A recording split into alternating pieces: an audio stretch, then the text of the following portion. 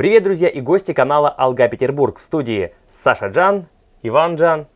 Салем, Саган, Туган, Достар. Друзья, это Супер Блиц, где в формате 10 минут мы рассказываем самые интересные новости, которые подготовили для вас. Не удивляйтесь, что сегодня мы в национальных казахских одеждах, которые называются шапан. Дело в том, что вот накануне перед съемкой мы поели баурсаков по фирменному рецепту одной нашей уважаемой подруги.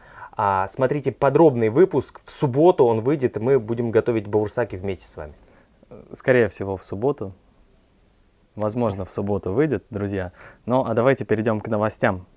Итак, первая новость. Новый фильм культового режиссера Кристофера Ноланда «Довод» вышел на экраны кинотеатров в 70 странах мира. Это первое кинособытие такого уровня со времен начала пандемии. То есть все, зеленый свет.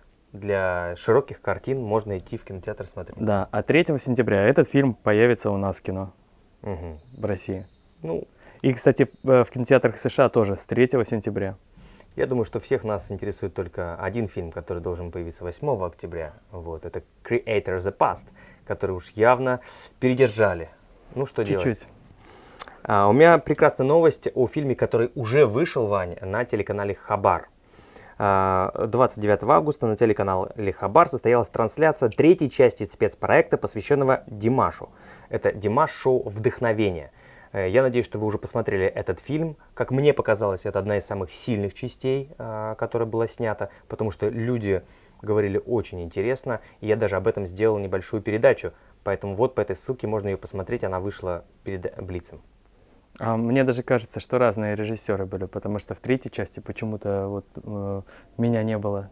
Я во второй части сыграл там одну из таких, массовка, в общем.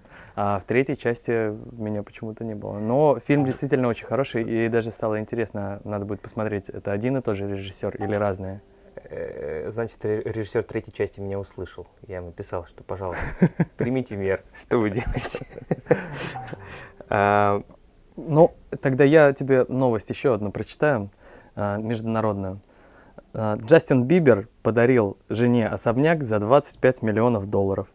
Канадский певец Джастин Бибер подарил своей жене, модели Хейли Бибер, особняк $25 миллионов. Дом площадью 1000 квадратных метров находится в закрытом жилом комплексе на Беверли-Хиллз. Есть там теннисный корт, беседка, бассейн и качели. С соседями Джастина стали Эдди Мерфи, Сильвестр Сталлоне, София Вергара и Дензел Вашингтон. Слушай, меня эта сильная новость опечалила. Потому что я так понял, что жена Джастина Бибера теперь будет жить отдельно. Потому что это дом для жены, а он будет с кем жить теперь. Не знаю. Непорядок. А я в этой новости хочу отметить то, что...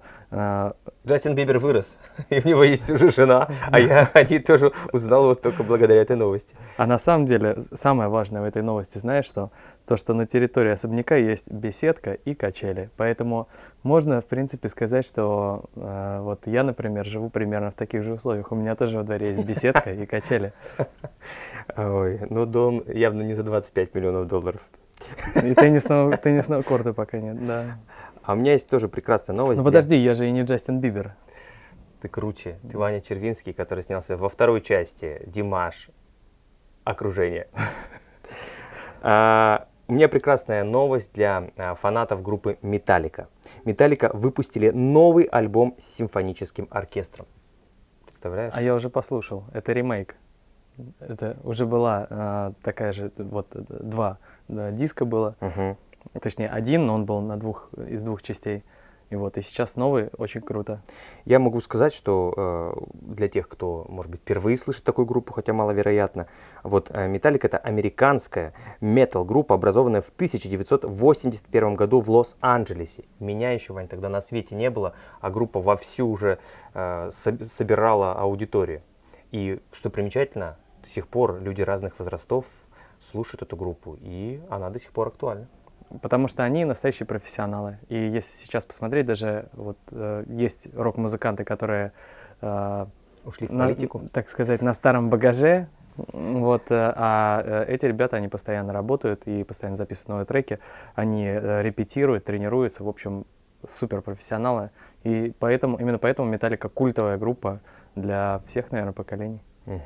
Следующая новость у меня тоже про старшее поколение. Хотя, вроде, казалось бы, недавно совсем, да, эти ребята были еще совсем такие молодые. В общем, Брэд Питт около года встречается с Николь По-Туральски. По-туральски? Да, и даже Это знаком. Да. И он даже знаком с ее бывшим мужем. Значит, история любви обрастает новыми деталями. Недавно выяснилось, что Брэд Питт больше не одинок. Избранницей 56-летнего оскароносного актера стала 27-летняя немецкая модель с польскими корнями Николь По-Туральски. На днях эту информацию официально подтвердила Page Six. И, значит, там опубликовали фотографию, где он на концерте Канье Уэста вместе с этой великолепной моделью. И они познакомились, когда Брэд Питт пришел в гости к 68-летнему ресторатору Рональду Мэри и увидел вот как раз мадам. То есть это любовь с первого взгляда. Да, а она была жена вот ресторатора, и потом как-то у них не сошлось. Слушай, вот Санта-Барбара.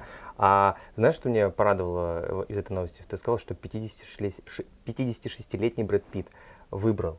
То есть это значит, что он может выбирать. Это же здорово. Так это же Брэд Питт, конечно. Он, конечно, не Чак Норрис. Да? Да. Чак Норрис может вообще все.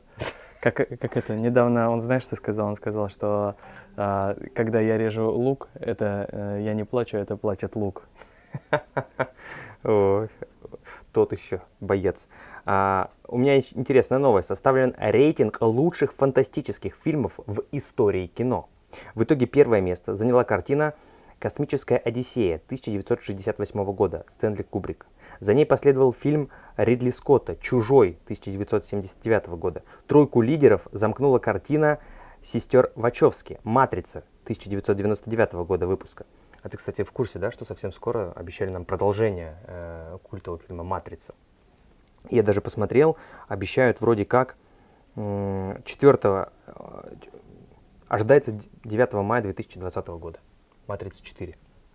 А там Киану Ривз? Ну, должен быть, конечно. А о чем фильм? Очень, очень интересно. Дядя Саша. О мире, в котором мы живем. Но что самое примечательное, для чего я затронул эту новость? Замкнул рейтинг знаменитый «Солярис» Андрея Тарковского 1972 года. И я смотрел просто бюджеты фильмов, которые я называл ранее. Там просто какие-то баснословные суммы, а вот в миллионах долларов исчисляются. А вот Андрей смог снять фильм за 1 миллион рублей.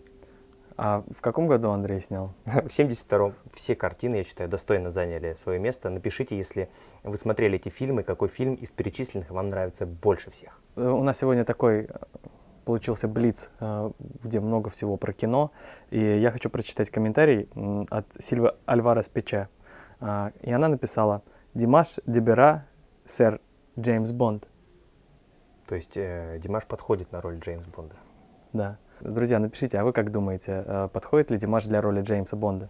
Да, если вы внимательно следили за нашими новостями, то мы рассказывали, что параллельно идет съемка сразу 2 картин, где снимаются разные Джеймс Бонды. Я думаю, что можно начинать съемку 3-го фильма. Нет, там не было разных Джеймс Бондов. Нет? Нет. Ну ладно. Все, я сегодня приду, пересмотрю и Том Круз, и «Миссия невыполнима», и Джеймс Бонд. В общем, хочу разобраться. Кстати, первую часть Creator the Past. Хочу разобраться в этих вопросах. Спасибо вам, что досмотрели этот выпуск до конца. Увидимся в следующем выпуске. Алга. Пока.